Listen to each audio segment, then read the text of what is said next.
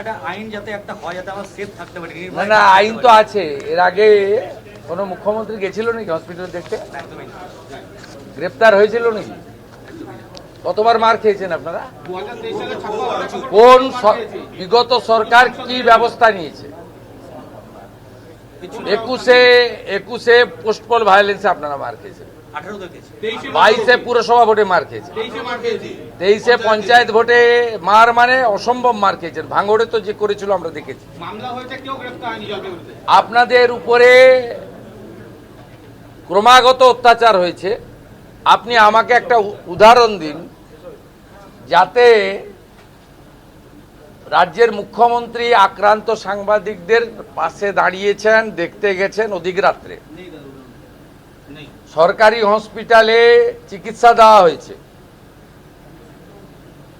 FIR আপনারা অনেকবারই করেছেন, জিডি করে রেখে দেওয়া হয়েছে, স্পেসিফিক এফআইআর করে 16 জনকে গ্রেপ্তার করা হয়েছে এবং জামিন অযোগ্য ধারায় গ্রেপ্তার করে হেফাজতে নেওয়া হয়েছে।